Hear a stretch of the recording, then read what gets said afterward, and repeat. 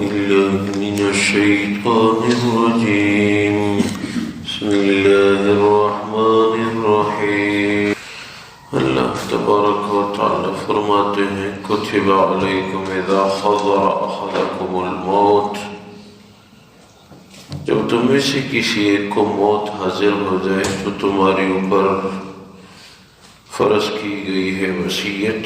ان ترک خیرا الوصیۃ للوالدین والاقربین بالمعروف،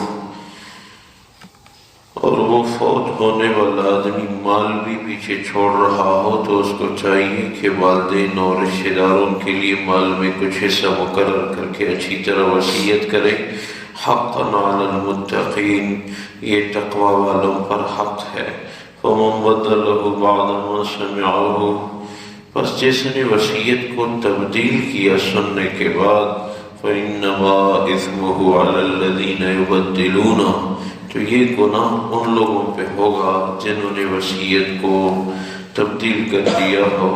ان اللہ سمیع علیم، واقعی اللہ تبارک و تعالی سننے والے اور علم والے ہیں. فمن خاف من موص جنفا او اثما، جس کو یہ خوف ہو کہ وصیت کرنے والا کسی جانبداری کا شکار ہے یا گناہ کی وصیت کر رہا ہے، فاصلح بینہم فلا اثم علیہ، تو ان دونوں کے درمیان صلح کی اور وصیت کے رخ کو بدل دیا تو کوئی گناہ نہیں. ان اللہ غفور رحیم، بے شک اللہ تبارک و تعالی بخشنے والے مہربان ہیں. اللہ تبارک و تعالی ان آیات مبارکہ میں وصیت کا حکم ذکر فرما رہے ہیں.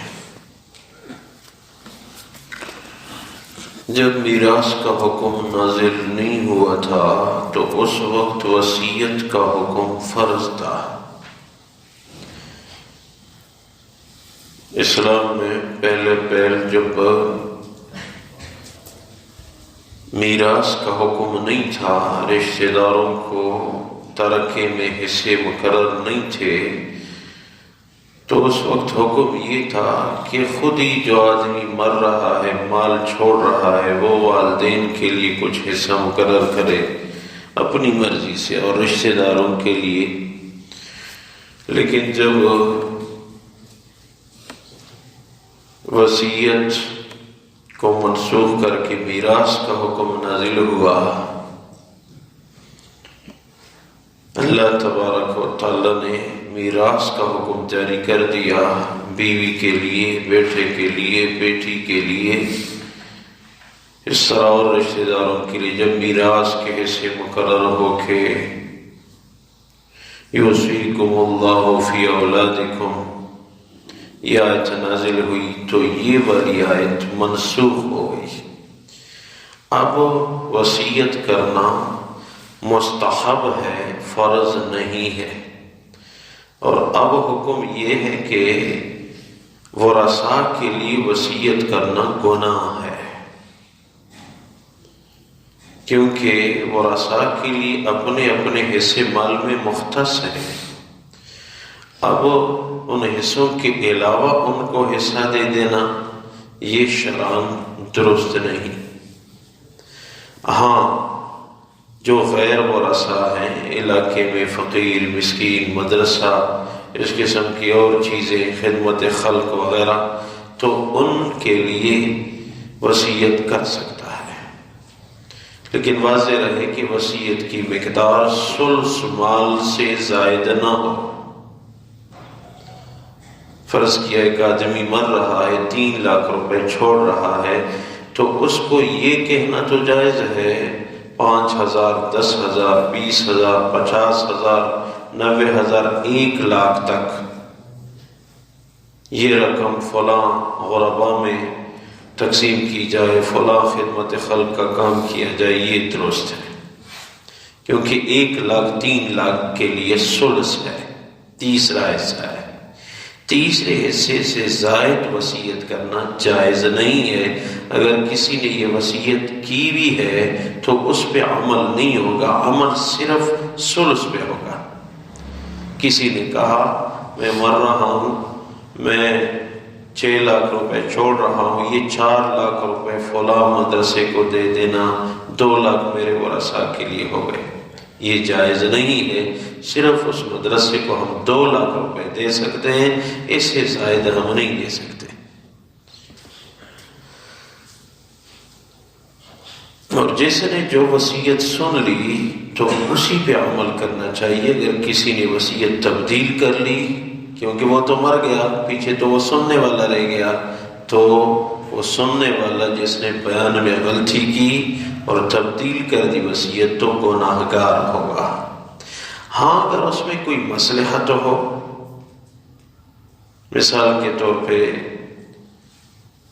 کسی وارث کو مال کم دینے کی نیت ہے، میرا یہ رشتہ دار ہے لیکن میری مدد نہیں کرتا تھا، اس کے لیے میرا مال زیادہ نہ رہ جائے اس لیے ثلث کی وصیت کرتا ہوں، تو وہ اس وصیت کے بیان میں تبدیلی ہو سکتی ہے، کیونکہ رشتہ داروں کو غریب چھوڑنا یہ بھی گناہ ہے۔ آپ تو ویسے بھی جا رہے ہیں، یہ گناہ ہے، اس میں وہ اجر نہیں ہے جو وصیت کے ثلث میں مختص ہے۔ یعنی حسد کی وجہ سے کسی اور کے لیے مال کا اعلان کر دینا، اپنے ثواب کی نیت نہ ہو، نیت یہ ہے کہ یہ میرے بیٹے میری خدمت نہیں کرتے تھے، ان کو مال کم رہ جائے، حسد کی نیت سے، یہ پھر ٹھیک نہیں ہے۔ ثواب کی نیت سے ثلث کا اعلان کر سکتا ہے۔ جب آدمی کو موت آ جائے تو ذہن میں رکھیں، گویا یہ بھی علم کا ایک باب ہم سیکھ لیں گے، اور علم کا ایک باب سیکھ لینا 1000 رکعت نوافل کے برابر نہیں، اس سے افضل ثواب ملتا ہے۔ تو جب کوئی آدمی وفات پا جائے، سب سے پہلے اس کے ترکے میں سے اس کے کفن دفن کا انتظام کریں گے۔ شرعی قانون یہ ہے، کفن دفن کے بعد جو مال بچ گیا یا کسی اور نے کفن دفن کا انتظام کیا جیسے آج کل لوگ کر رہے ہیں، اس کے بعد قرضہ دیکھ لیں گے، اس پہ کوئی قرضہ تو نہیں، قرضے ہیں تو وہ ادا کریں گے، یا اس نے کوئی فرضی چیز کی وصیت کی ہو، بھائی مجھ پہ تو حج فرض ہے لیکن میں مر رہا ہوں، میرے ذمہ حج ہے، میری طرف سے میرے مال میں سے کر لینا، تو پہلے حج کریں گے۔ یعنی قرضے یا فرضی حقوق۔ اس کے بعد پھر دیکھ لیں گے کہ اس نے کس کے لیے وصیت کی ہے، پھر وصیت کے بعد ورثاء کا حق ہے۔ یہ گویا کہ علم کا ایک باب ہم نے سیکھ لیا۔ جو آدمی وفات پا رہا ہو، مال چھوڑ دیا اس نے، تو مال میں سب سے پہلا حق کفن دفن، دوسرے درجے میں قرضے، تیسرے درجے میں وصیت، اور چوتھے درجے میں پھر جو مال ان تینوں سے بچ گیا اس میں ورثاء کا حق ہے۔ شریعت کے ہر وارث کے لیے اپنے مخصوص حصہ شریعت نے رکھا ہے اس کے مطابق۔ تو یہ 4 چیزیں ہیں، اور یہ چوتھی قسم بھی یہ مال ختم کرنا ہے، 5ویں کوئی چیز نہیں ہے۔ وصیت کے متعلق یہ بھی ذہن میں رکھو کہ یہ وصیت بھی کرنی چاہیے، میرے ذمہ اتنی نمازیں ہیں، میں تو ادا کرنے کی کوشش کر رہا ہوں، اگر رہ گئی تو میرے مال میں سے وہ فدیہ کفارہ ادا کر لینا۔ فدیے کے باب میں نمازیں 5 نہیں 6 ہیں، وتر کا علیحدہ فدیہ دینا پڑتا ہے، تو 6 نمازوں کا حساب لگا کے تقریباً 100 روپے ایک نماز کا فدیہ برابر ہوتا ہے صدقہ فطر کے۔ صدقہ فطر تقریباً 80-90-100 روپے ہیں، تو یہ بھی 100 روپے، تو 600 روپے وہ دن رات کے نمازوں کے بن رہے ہیں۔ اندازہ لگا لے آدمی خود، اپنی نمازیں قضا لوٹائیں تو پھر فدیہ کی ضرورت نہیں ہے، کہ اس کے ذمہ رہ گئی صحت یاب ہے اور نہیں لوٹا رہا، موقع مل گیا تو لوٹانے کا نہیں لوٹائی تو فدیہ دینا ضروری ہے، یہ بھی وصیت میں رکھنا چاہیے۔ لوگوں کے قرضے ہوں اس کو بھی وصیت میں آدمی اپنے ساتھ لکھ لے۔ حدیث میں ہے مسلمان کی یہ شان نہیں کہ اس کے ذمہ کسی کا حق ہو، 2 دن گزر جائیں اور اس نے اپنے ساتھ لکھا نہ ہو یا وصیت نہ کی ہو کہ بیٹا میرے ذمہ فلاں کا حق ہے۔ حقوق العباد کے متعلق شریعت میں بہت سختی ہے، اس کا خصوصی خیال رکھا جائے۔ حقوق العباد کے معاملے میں غفلت نہ برتی جائے بلکہ احتیاط سے کام لیا جائے، اپنے ساتھ لکھ لیا جائے میرے ذمہ فلاں فلاں کا قرضہ ہے، تاکہ بعد میں ورثاء کو پریشانی نہ ہو۔ اور بالخصوص ان حالات میں جبکہ ہر طرف دہشت ہی دہشت ہے تو وصیت کا خاص خیال رکھنا چاہیے۔ اپنی نمازوں کا سوچ لو، آہستہ آہستہ ہم اپنی نمازیں لوٹانا شروع کر دیں۔ لوٹانے میں صرف فرضی رکھتے ہیں، سنتے نہیں ہیں۔ وتر بھی لوٹائے جائیں گے اور فرائض سنتے نہیں، اور جب قضا نمازوں کی تعداد 5 سے زائد ہو جائے تو کسی بھی وقت آپ نماز لوٹا سکتے ہیں۔ عصر کی نماز کے بعد نفل پڑھنا جائز نہیں، لیکن قضا نماز لوٹانا درست ہے۔ صبح کی اذان کے بعد وہ نماز یعنی نفلی نماز پڑھنا تو جائز نہیں، لیکن قضا نمازیں لوٹانا درست ہے۔ ہاں جو 3 اوقات ہیں، طلوع اور زوال اور غروب، یہ 10 منٹ ہیں تقریباً، یہ آدھا گھنٹہ ہم قضا نماز نہیں پڑھ سکتے، باقی 23.5 گھنٹے ہم یہ اپنی نمازیں لوٹا سکتے ہیں۔ پھر آہستہ آہستہ آدمی شروع کرے تو یہ کوئی مشکل کام نہیں ہے۔ ہر نماز کے ساتھ ایک نماز لوٹاؤ، 1 سال گزر گیا تو 1 سال کی نمازیں لوٹ آئی، آسان سا کام ہے۔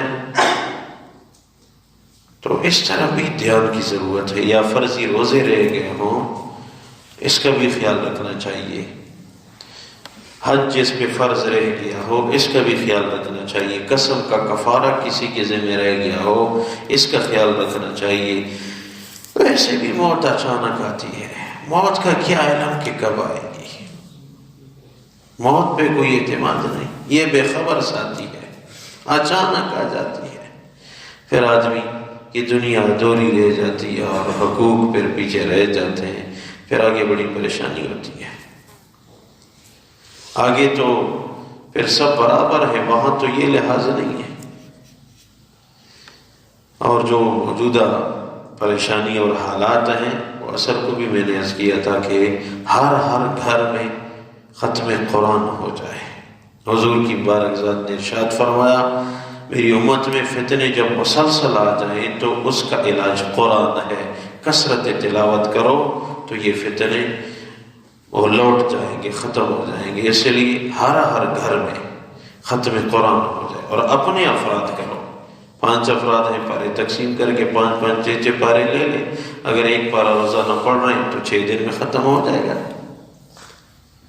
قرآن شریف کی تلاوت کو عام کرو۔ تمام ساتھیوں سے یہ گزارش ہے، اپنے اپنے گھروں میں رابطہ ہو، جو مسافر ہیں دیگر سب، وہ ختم قرآن یہ فتنوں سے نجات کا ذریعہ ہے۔